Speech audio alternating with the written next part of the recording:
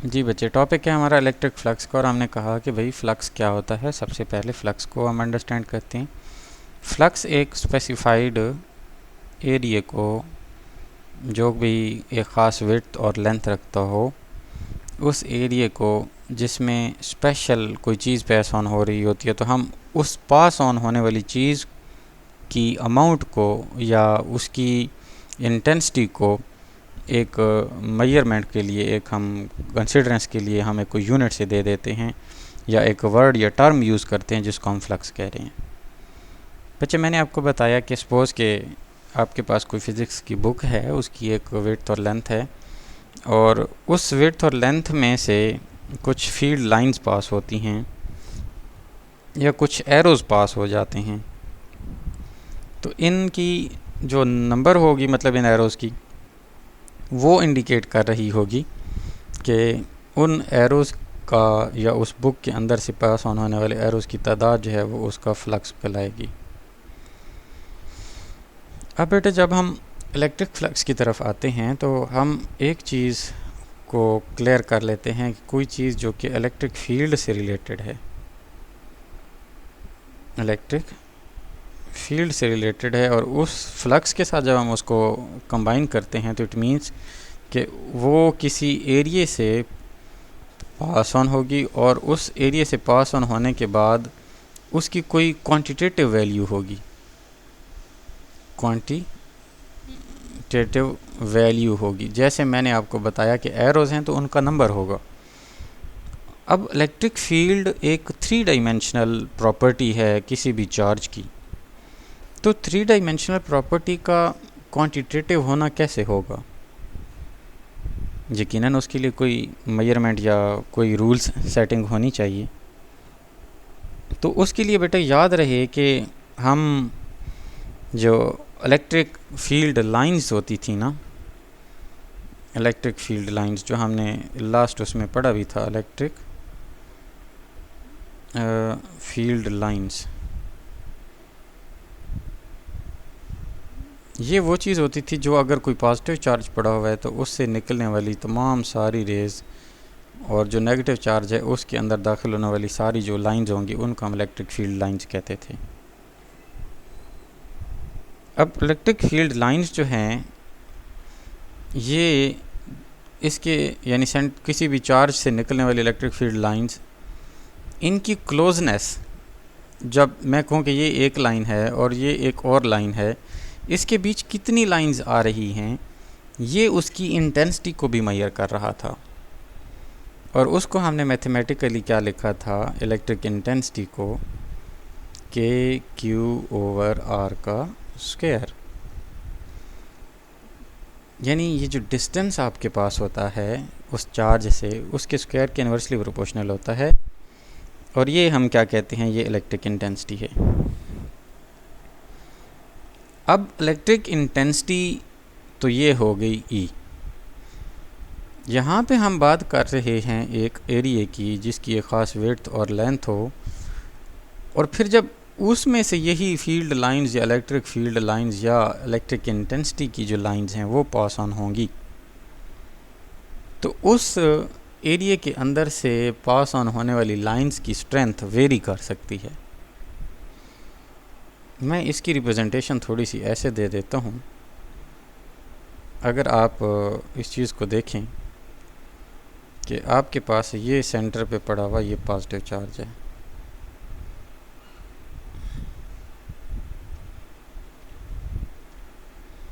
ये आपने थोड़ा सा इस चीज़ पे गौर करना है। मैं कोशिश कर रहा हूँ कि आपकी एक्सप्लेनेशन जो है वो ज़्यादा हो जाए। अब अगर इन लाइंस को आप ऑब्ज़र्व करें और इसके करीब आप क्या करें, ये एक एरिया A लेके जाएं, तो number of lines passing through the same area जो कि यहाँ पे होगा, मैं अगर इसकी विड्थ और लेंथ यूँ मेजर करूँ, ये एरिया A, तो इसमें से ग़الباً 4 लाइंस पास ऑन हो रही हैं। एक ये जा रही है, दूसरी ये जा रही है, चलें इसको भी आगे ले जाएं, 3, ये 4, ये भी बस चलें अगर कंसीडर कर लें तो ऑलमोस्ट 5 लाइंस पास हो रही हैं।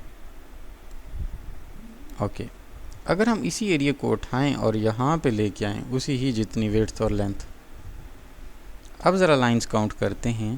तो ये एक साइड ये भी जा रही है 1 2 3 4 5 6 7 8 9 और ये 10। राउंड अबाउट आपके पास तकरीबन डबल, और डबल नहीं तो एटलीस्ट उस पुराने वाले से एरिया से ज़्यादा लाइंस जो हैं वो पास ऑन हो रही हैं। इस जो एक्स्ट्रा फील्ड लाइंस का पास ऑन होना होता है जो उसी ही एरिया से, ये difference because of the distance आ रहा है, जो हमने इंटेंसिटी ई के अंदर भी देखा था कि क्यू ओवर आर का स्क्वायर इस पे डिपेंड कर रहा था। अगर आपका ये डिस्टेंस आर का स्क्वायर ज़्यादा होता है, जैसे ये आपके पास चार्ज पड़ा हुआ है, ये डिस्टेंस आर अगर था, इसका स्क्वायर लेंगे तो ये डिस्टेंस ज़्यादा होने की वजह से बेटा यहाँ पे आपका जो फील्ड फोर्स जो फ्लक्स है वो कम हो जाएगा, क्योंकि फ्लक्स जो है वो मल्टीपल है ई का इनटू ए का। जो एरिया होगा ये भी एक वेक्टर क्वांटिटी ले लेते हैं और ये भी, तो इनका मेजरमेंट के बाद जो चीज़ आती है that is the electric flux. ये इन दोनों का, यानी ये तो मैंने इसको क्रॉस लगा दिया मल्टीप्लिकेशन के लिए, अदरवाइज ये एक डॉट प्रोडक्ट होता है, यानी ये वाली चीज़ स्केलर होती है और ये दोनों वेक्टर्स होते हैं, इनका मल्टीपल होता है। तो भाई जितना डिस्टेंस, और अगर हम थोड़ा सा इंटेंसिटी की बात करें तो ये डिस्टेंस पर डायरेक्टली डिपेंडेंट है, तो जितना ज़्यादा आपके पास डिस्टेंस होगा उतनी कोई चीज़ जो है क्या होगी, वो उसके अंदर फोर्स जो फील्ड लाइंस हैं वो सबसे कम होती जाएंगी। अच्छा, ये जब चीज़ हमें पता लग जाती है बेटा, तो हमारे पास क्वेश्चन आता है कि how area is a vector quantity. अगर हम ये एरिया ए ले भी लेते हैं, बल्कि इसको भी मैं एक थोड़ा सा अच्छी फॉर्मेशन में अगर ले जाऊं, तो थोड़ा सा इसको मैं यूं टिल्टेड फॉर्म में बना देता हूं, जैसे कि आपको एक 3D व्यू मिलता है। यह आपके पास एरिया है और यूं समझ लें ये एरिया की वर्टिकल फॉर्मेशन में उसकी डायरेक्शन है, ये डायरेक्शन ऑफ एरिया होगा। अच्छा, इंटेंसिटी जो है वो तो अगर सपोज़ ये पॉजिटिव चार्ज पड़ा हुआ है और ये नेगेटिव चार्ज पड़ा हुआ है, तो वो भी पॉजिटिव से नेगेटिव तब जाएगी। अगर ऐसा कोई केस आ जाए जिसमें ये ई की इंटेंसिटी है वेक्टर, ये एरिया वेक्टर की डायरेक्शन है, तो इस केस में जो फ्लक्स हम होगा उसको हम लिखते होते हैं ना कि E vector dot A vector and it will be equal to E A cos of theta. अब यहाँ पे जो एंगल थीटा है that is the 0 degree Celsius, sorry degree Celsius क्या कहता हूँ, 0 डिग्री है, तो ई ए कॉज ऑफ 0 हो जाएगा। आपको पता है कॉज ऑफ 0 1 होता है, तो ई ए इंटू 1 हो जाएगा, यानी कि मैक्सिमम। और फाई जो है आपके पास जो फ्लक्स है, ई इसके नीचे भी लिखा करें ताकि पता लगे ये इलेक्ट्रिक फ्लक्स है, क्योंकि मैग्नेटिक के लिए हम एम लिखते होते हैं। ये ई ए आ जाएगा आपके पास, यानी फ्लक्स मैक्सिमम होगा। और अगर हम अब इसी चीज़ को यहाँ देखें बेटा, मैं अगर उसी एरिए को यहाँ लेके आता हूँ और यहाँ से कोई बहुत सारी लाइंस पास हो रही हैं, तो मैक्सिमम लाइंस जो हैं वो इस एरिए से पास ऑन होंगी, because now area is parallel in direction to that of the electric field intensity. यानी मैं ये कह सकता हूँ कि एरिया की जो डायरेक्शन है वो तो पैरेलल है, लेकिन एरिया इटसेल्फ इन केस उसकी विड्थ की अगर हम बात की जाए, यानी कि लेंथ और विड्थ की, तो वो क्या होगी आपके, यानी कि उसके आगे परपेंडिकुलर जा बनती है, तभी वो सारी के सारी, जैसे मैं कहूँ कि ये आपके पास कोई लाइंस जा रही हैं, आगे क्या करें आप एक बुक सी इस तरह से प्लेस कर दें, तो ये सारी लाइंस इसी में से गुजरेंगी। तो ये जितनी लाइंस गुजरेंगी उतना फ्लक्स ज़्यादा होगा, क्योंकि हमने पढ़ा था कि फ्लक्स क्या होता है, दैट इज़ द किसी भी सरफेस एरिया से पास ऑन होने वाली कोई चीज़ है। अगर हम इलेक्ट्रिक फ्लक्स की बात करते हैं तो इलेक्ट्रिक फील्ड लाइंस की बात होगी। तो बच्चे हमारे पास जो फ्लक्स है इसकी बेसिक डेफिनेशन में तो आपके पास ई और ए आ गया, यानी E vector dot A vector, इन दोनों का जो मल्टीपल होगा फाई और ई आ जाएगा। अब ये फाई और जो ये ई है, इसकी वजह से जो आपके पास जो multiple cheese I, E A cos of theta, ये बन गया। अब हमने कहा था कि अगर परपेंडिकुलर कर लेते हैं तो ये थीटा जो है वो आपके पास ज़ीरो हो जाएगा इन डायरेक्शन, और इनके दरम्यान जो चीज़ आएगी वो मैक्सिमम होगा और ई ए होगा। बच्चे इसकी बिटवीन भी केस हो सकता है, यानी कि theta that is not equal to zero but less than 90 भी होना चाहिए। बिकॉज कि अगर आपके पास, मैं कह देता हूँ कि फाई ई इलेक्ट्रिक फ्लक्स जो है वो ई वेक्टर और ए वेक्टर जो है उसके बाद कॉज ऑफ 90 हो जाता है। मैं इसको भी हटा देता हूँ वेक्टर साइन को। तो भाई आपके पास ई ए इंटू ज़ीरो हो जाएगा क्योंकि cos 90 ज़ीरो होता है और ये ओवरऑल ज़ीरो आ जाएगा।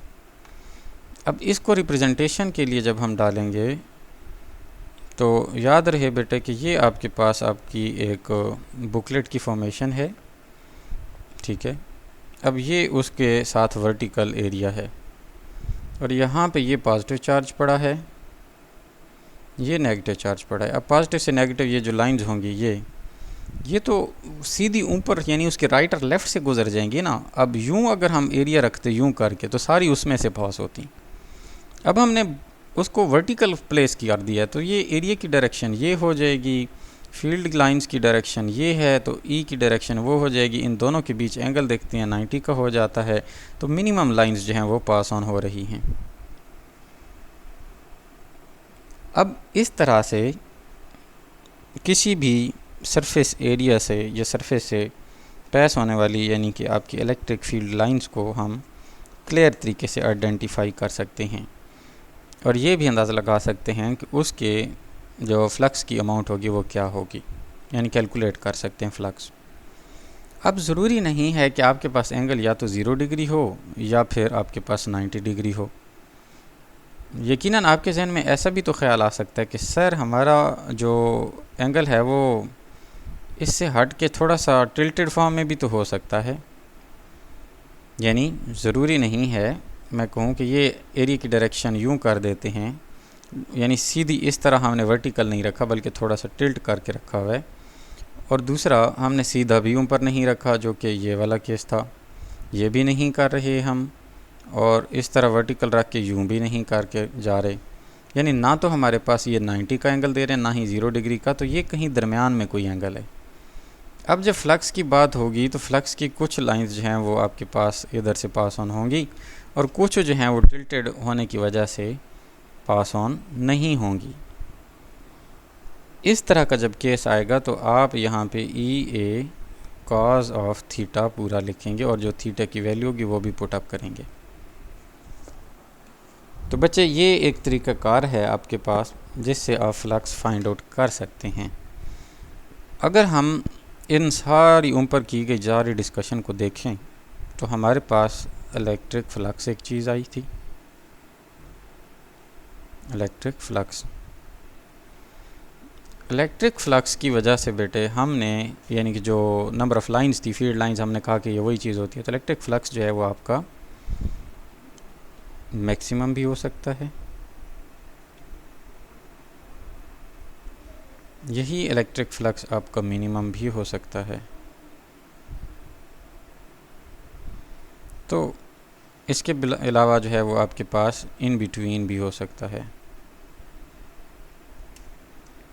तो जो मैक्सिमम फ्लक्स होता है उस केस में बेटे हमारे पास जो एंगल होता है यानी कॉस जो होता है उसको हम 0 डिग्री ले लेते हैं, जिसकी रिप्रेजेंटेशन हमने ये की थी, यानी सीधा अपवर्ड एरिया की डायरेक्शन, और फ्लक्स जो जा रहा था वो भी सीधा। तो सारे का सारा फ्लक्स या लाइंस जो हैं वो इसमें से गुजर रही होती थी, यानी ई की भी डायरेक्शन ऊपर। तो दोनों के दरमियान जो एंगल जब बनता था दैट वाज द 0 डिग्री। तो आपके पास जो फाइनल इक्वेशन बनती थी ई ए कॉज ऑफ 0 डिग्री, ये जब बनती है फ्लक्स की इक्वेशन, इलेक्ट्रिक फ्लक्स की, मैक्सिमम फ्लक्स की। मिनिमम फ्लक्स में ये होता है आपके पास वही एरिया होता है, वो आप वर्टिकली यूँ रखते हैं कि लाइंस जो हैं वो इससे पास ऑन होने के बजाय इसके राइट लेफ़्ट से पास ऑन हो जाती हैं, यानी ये ई वेक्टर है आपका, ये एरिया का वेक्टर है। तो ई और ए के दरमियान जो आपके पास एंगल बनता है वो cos 90 हो जाता है। अच्छा, अब ये जो चीज़ है कि cos 90 हो जाता है, इससे आपके पास जो फ्लक्स की वैल्यू है बेटा वो मिनिमम हो जाती है, क्योंकि cos 90 ज़ीरो आ जाता है इंटू ई ए। जब ई ए से इस ज़ीरो को मल्टीप्लाई करोगे तो आपके पास फ्लक्स ई जो है वो ज़ीरो हो जाएगा। अच्छा, तीसरा केस जो हमने देखना है, जो मैं आपको भी ये बता भी रहा था, कि जिसमें कोई एंगल थीटा अगर हम other than the zero in between का केस आ जाए, तो इसको आप कैसे लिखेंगे? Flux at any angle theta. तो उसके लिए बेटे आप फॉलो करेंगे ई ए कॉज ऑफ थीटा को, और थीटा जो है वो 45 डिग्री भी हो सकता है, वो 60 डिग्री भी हो सकता है, वो 30 भी हो सकता है, जो भी आप कहो, ये फाई ई हो जाएगा। इस तरह से आप जो है वो इलेक्ट्रिक फ्लक्स को फाइंड आउट कर सकते हो। बच्चों, उम्मीद करता हूँ कि आपको ये सारी चीज़ समझ भी आई होगी, और इस सारी चीज़ के बाद मुझे आप ये बता दें बेटे कि आगे हमने पढ़ना है आज, या यहीं तक काफ़ी है? मुझे मैसेज छोड़ दें। नेक्स्ट जो आपका टॉपिक है वो फ्लक्स से यकीनन एसोसिएटेड होगा, और ये जो नेक्स्ट वाला बचा टॉपिक है, इसमें हम फिर आगे गॉसियन सरफेस की तरफ भी जाएंगे। अगर आपके पास कोई सरफेस आ जाती है क्लोज, अब इलेक्ट्रिक फ्लक्स जो है वो आप जब फाइंड आउट करते हैं, तो इलेक्ट्रिक फ्लक्स को अभी तक तो मैंने एक एरिया की फॉर्मेशन दी है ना आपको, कि आपके पास एक यूं इस तरह का कोई एरिया था, अगर वो हॉरिजॉन्टल होता है तो फ्लक्स यूं गुज़र जाएगा, अगर वही एरिया इस तरह से होता है सीधा ऊपर, तो सारी लाइन इसके अंदर से ही गुज़र के जाएंगी, तो इसमें फ्लक्स मैक्सिमम होगा, और इधर जो है वो फ्लक्स जो है वो मिनिमम होगा। ये जो मैक्सिमम और मिनिमम है, ये तो सिर्फ हमारे पास यहाँ पे एक स्क्वेयर्ड फॉर्म में जो एरिया है उसके केस में है। लेकिन अगर हमारे पास कोई मतलब 3D फिगर ऐसी आ जाती है, जस्ट लाइक अ स्फीयर या स्फीरिकल बॉल आ जाती है, और हम कोई पॉजिटिव चार्ज या पॉइंट चार्ज भी, जिसको आप कहें पॉइंट चार्ज भी उसी को बोलते हैं, पॉइंट चार्ज, उसको आप इस फुटबॉल के स्फीयर के सेंटर के अंदर कहीं रख देते हैं। यानी अगर इस तरह का है कोई, ये उसकी स्फीरिकल शेप है ऑलमोस्ट, ये इस तरह से, तो आप कहीं इधर उस स्फीयर के अंदर अगर कोई चीज़ पॉजिटिव चार्ज अगर प्लेस कर देते हैं, तो उससे भी तो फ्लक्स कंटिन्यूसली यूं आउटसाइड जाना चाहिए ना, क्योंकि इलेक्ट्रिक फील्ड लाइंस जो हैं ये तो 3 डायमेंशनल होती हैं, तो उससे निकलने वाली जो फील्ड लाइंस हैं वो हम इसी के यानी इसी 3 डायमेंशनल स्फीयर के ऊपर लगा एक छोटा सा पीस होगा, तो हम इस पीस में से कैसे फाइंड आउट करेंगे? और इस पीस के टुकड़ों को, मतलब इन छोटे छोटे टुकड़ों को अगर हम ओवरऑल जमा कर दें, टोटल कर लें, तो हम इस पूरे स्फीयर से आउट होने वाला, इस चार्ज की वजह से आउट होने वाला जो फ्लक्स है वो कैसे फाइंड आउट करेंगे? तो इस तरह का जो angle of determination of electric flux है, इसको बेटे हम क्या कहते हैं? ये है आपके पास इलेक्ट्रिक फ्लक्स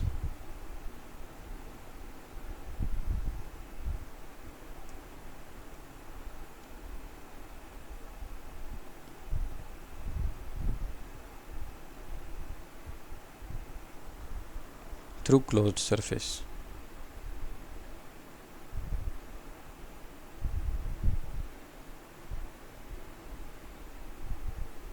यानी अब हम इलेक्ट्रिक फ्लक्स को एक क्लोज या बंद जो सरफेस है, जिसकी ओपनिंग कहीं से नहीं है, हम अगर उससे फाइंड आउट करना चाहें तो क्या होगा?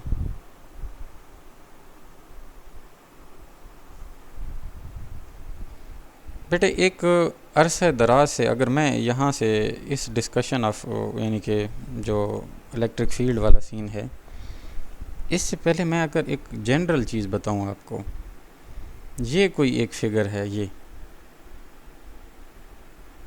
मुझे कोई इसका कहता है कि एरिया जो है वो कैलकुलेट करें। मैं आपसे पूछता हूँ बेटा कि इसका एरिया फाइंड आउट करना है, तो आपके माइंड में क्या आएगा? इसके एरिया को फाइंड करने के लिए हमारे पास डायरेक्ट शायद कोई एक फार्मूला ऐसा सूटेबल ना आ पा रहा हो जिसके ज़रिए से हम इस चीज़ का जो है एरिया फाइंड आउट कर सकें। तो हम अपनी ईज़ के लिए क्या करते हैं, इसको यहाँ से डिवाइड कर लेते हैं। डिवाइड कर लेने के बाद ये आपके पास एक रेक्टेंगल बन जाती है। रेक्टेंगल में ये हो गई विड्थ, ये हो गई लेंथ। हम इसे मल्टीप्लाई करके ये एरिया का निकाल लेते हैं। बिल्कुल उसी तरह अगर हम यहाँ पे अगर एक्सटेंड कर लें ये वाला एरिया, तो ये भी एक रेक्टेंगल है लेकिन उसका हाफ है। यानी इस एरिया में भी लेंथ और विड्थ का मल्टीपल करके अगर हम हाफ कर दें तो ये वाला एरिया आ जाएगा। यहाँ पर भी वही हाफ वाला फार्मूला अप्लाई कर लें तो हमारे पास 3 टुकड़ों में इस पूरी फिगर का एरिया जो है वो आ जाएगा। अब ये जो एरिया हमारे पास आया है, हम एट द एंड क्या करेंगे, फर्स्ट वाले को जिसमें half into length into width है, प्लस फिर क्या आएगा लेंथ इंटू विड्थ वाला, प्लस फिर से आपके पास half into length into width वाला। इन तीनों को टुकड़ा 1, ये पार्ट 1 है, ये मैं इसको P1 लिख देता हूँ, ये 2 है और ये 3 है। तो इन तीनों को आप ऐड अप करते हैं तो आपके पास total area of that figure आ जाता है। बच्चे क्वेश्चन ये है हमारा कि हम फाइंड आउट करना चाह रहे हैं electric flux through a closed surface. अब आपको पता है क्लोज्ड सरफेस बिल्कुल भी ज़रूरी नहीं है कि वो एक स्फीरिकल फॉर्मेशन में, वो ऐसे भी तो हो सकती है एक बॉक्स की शक्ल में। यहाँ पे हम ढक्कन दे के इसको हर साइड से क्लोज कर दें, ये चार्ज पड़ा हो। वो कोई और तरह की बेढंगी सी शक्ल भी यूं करके हो सकती है, क्लोज्ड हो लेकिन 3 डायमेंशनल हो।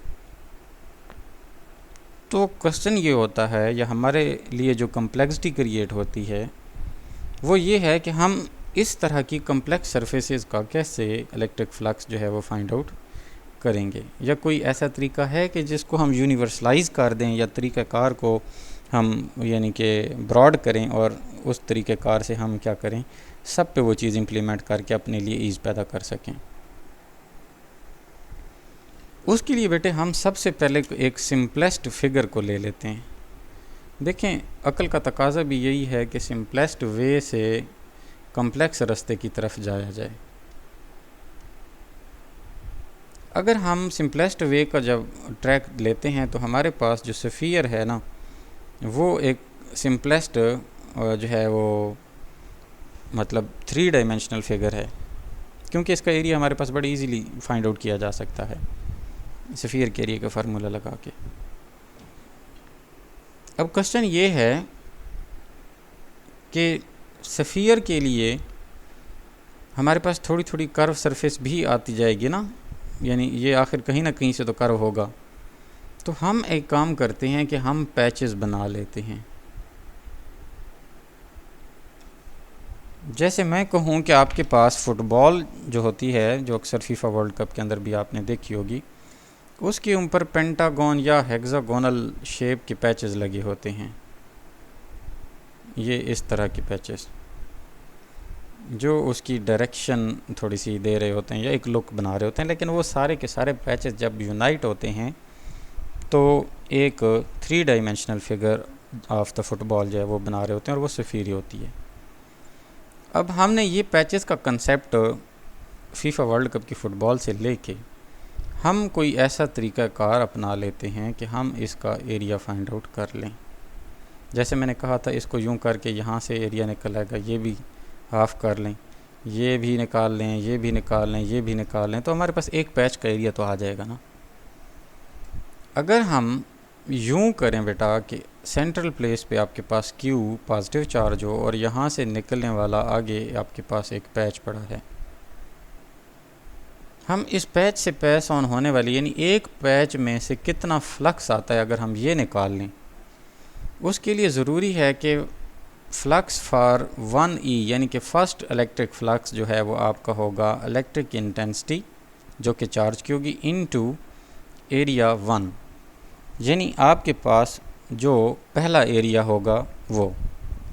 मुमकिन है कि आपको बुक से ये चीज़ ना मिले, लेकिन आपका कंसेप्ट बन जाएगा। आप तवज्जो से सुने इस चीज़ को, ताकि हम इसको जो है फ्यूचर में इम्प्लीमेंट भी कर सकें, कोई क्वेश्चन ऐसे बेस्ड आ जाता है तो बेटा हम जो पहले पैच में से फर्स्ट पैच का जो एरिया होगा उसमें से इलेक्ट्रिक इंटेंसिटी जो पास ऑन हो रही है उसको हम मल्टीप्लाई करके ई ए कॉस ऑफ थीटा, और यहाँ पे एरिया 1 हो जाएगा और ये फ्लक्स 1 हो जाएगा या 1E हो जाएगा। इसी तरह फ्लक्स जो 2 में से गुजरेगा उसको हम फाई 2E कहते हैं, और ये हो जाएगा E वेक्टर इनटू ए, आपके पास 2 हो जाएगा और यहाँ पे आ जाएगा कॉस ऑफ थीटा 2, उसको थीटा 1 कह दें आप।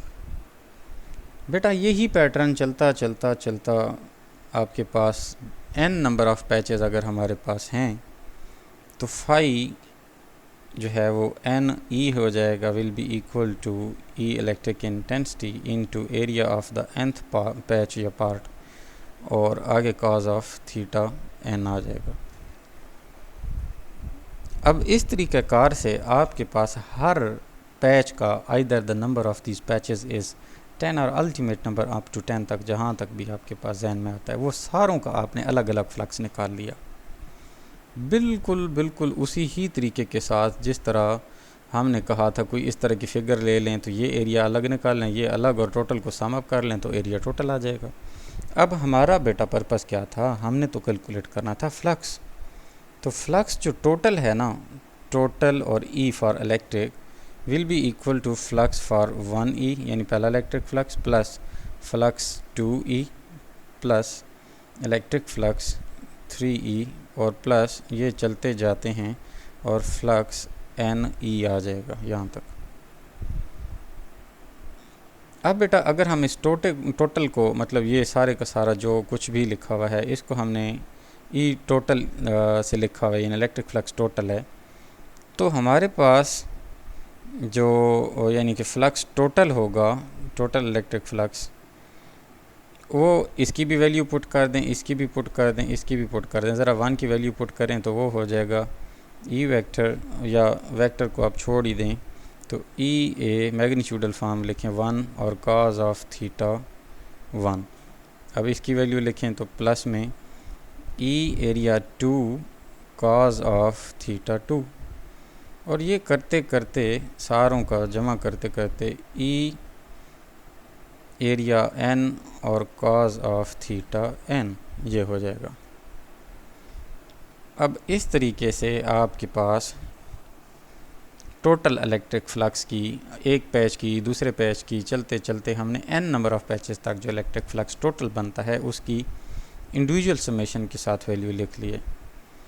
टोटल जो इलेक्ट्रिक फ्लक्स होगा वो बेटा आखिर में E एरिया 1 एरिया 2 को करते करते ये टोटल एरिया यानी चेंज इन एरिया जो होगा ये उस सारे सरफेस का एरिया हो जाएगा, और उस सारे एरिया को कॉस थीटा हम ले लेंगे, और वो थीटा आपके पास मैक्सिमम होगा क्योंकि हर एरिया से मैक्सिमम फ्लक्स जब गुज़र रहा होगा। तो overall E A delta A भी उसने यूज़ किया हुआ है। इसको मैं समेशन, बल्कि समेशन लिख दूँ तो ज़्यादा बेहतर है। समेशन मीन कि हमने सम किया हुआ है ना, तो इस तरह से हम किसी भी सरफेस से फ्लक्स जो है वो निकाल सकते हैं। अब आपके पास ये तो था सफ़ियर, ये इस तरह की शेप में। अब सफ़ियर के बाहर यूं करके शेप बना दें तो इंटीरियर उस बड़ी शेप के अंदर एक स्फेरिकल शेप है। इस बड़ी शेप को जो है हम स्मॉलर सर्कुलर पाथ में ले लेते हैं इनसाइड। उस इनसाइड वाले को हम क्या करते हैं बेटा, सफ़ियर और सफ़ियर वाली इम्प्लीमेंटेशन ये सारी कर लेते हैं, और फिर यूं हम क्या करते हैं, कह देते हैं कि इनमें से भी वही होगा जो एक इंटीरियर सफ़ियर से गुज़र है, और इससे हम बहुत ही एक बड़ी चीज़ निकाल लेते हैं। और वो क्या है, जैसे मैंने आपको अभी बताया कि हम इस सारे मतलब सिस्टम में अगर हमारे आउटसाइड जो सरफेस है वो को रेगुलर नहीं भी होती है, टेढ़ी सी होती है, तो उसके बावजूद हम जब कहते हैं कि फ्लक्स सेम है, तो इसका मतलब आपकी जो बॉडी की शेप है ना, फ्लक्स उस पर डिपेंड नहीं कर रहा। अगर फ्लक्स उस पर डिपेंड कर रहा होता तो इस बेढंगी शेप का और होता, लेकिन अंदर पड़े हुए सफ़ियर का और होता। लेकिन फ्लक्स जो अगर हम अंदर वाला अप्लाई करते हैं तो वही लाइंस बाहर जा रही होती हैं ना, वो कोई और तो नहीं हो जाती। तो फ्लक्स जो है that is purely independent of the shape of the object. तो ये एक बहुत बड़ी यानी कि आपके पास आउटकम आई है। इसलिए हमारे पास जो आगे कमिंग इलेक्ट्रिक फ्लक्स के टॉपिक्स आएंगे उसमें हम डिफरेंट जो है वो शेप्स को स्टडी करेंगे, और उस शेप्स के अकॉर्डिंगली हम फिर क्या करेंगे, एक गॉसियन सरफेस बनाते जाएंगे। गॉसियन जो है वो बेसिकली गॉस एक साइंटिस्ट था, उसकी बेस पर जो है वो सरफेसेस हम बनाते जाएंगे कि ताकि हमें easiest way for calculation of the electric flux intensity जो है वो मिल जाए। उम्मीद करता हूँ बेटा आपको ये वाला टॉपिक आज वाला क्लियर हुआ होगा। नूर बताएं आगे पढ़ना है या यहीं तक काफ़ी है?